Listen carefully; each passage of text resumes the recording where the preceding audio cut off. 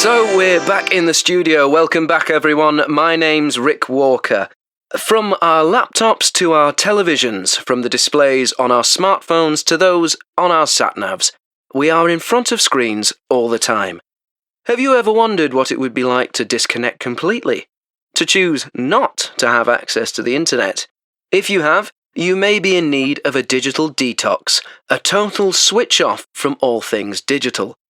The idea of people taking a digital detox is becoming more and more popular, especially amongst young people. And today, we're joined by someone who's tried a number of digital detox activities and is here to give us some advice about it. Amanda Vince, welcome to the studio. Thank you very much. So, Amanda, you work for a fashion magazine in London, right? I guess your work means you need to be online a lot. Oh yes. Apart from the hundreds of emails I get every day, I'm always browsing fashion websites as well as online videos. I also need to be very active online, especially on Twitter and Instagram, sharing what we're doing in the magazine, interacting with designers, photographers, influencers. It never stops. Literally. Then, of course, there's my friends and family to keep in touch with online too. And for me, my work grew out of my passion. So friends and work colleagues aren't two totally separate groups of people. And it all gets a bit messy online sometimes. I think I'm online for at least 12 hours a day. So, how did you get the idea for a digital detox?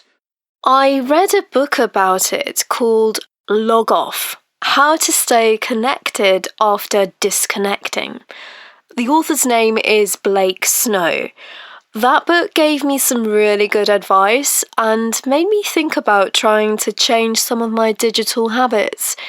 I started with removing distraction. What do you mean by that? That means turning off alerts, buzzes, alarms or notifications of any kind. I had notifications set up for everything and it meant I was always being forced to look at my phone. Removing all of them except for important contacts helped me focus immediately. The book also made a really good point that we should ask ourselves why every time we take out our phone. I realised that most of the times I looked at my phone were because I was trying to avoid or ignore something else happening right in front of me. It was an automatic habit.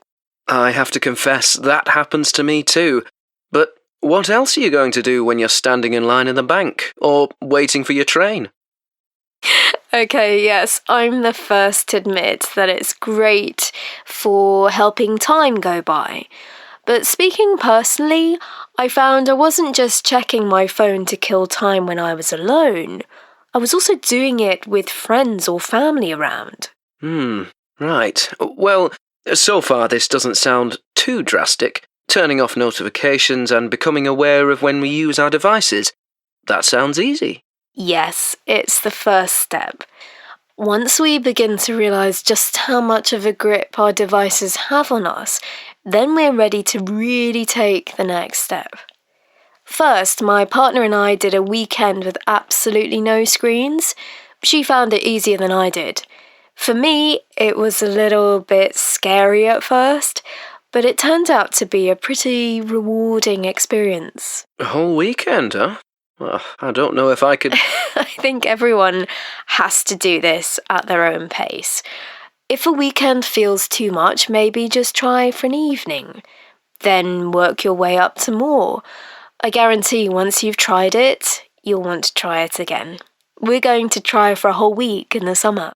Okay, let's pause there then and see what our listeners have to say. You can call us here directly or send us a message on any of our social media channels. Oh, should I be saying that? Anyway, more after the break.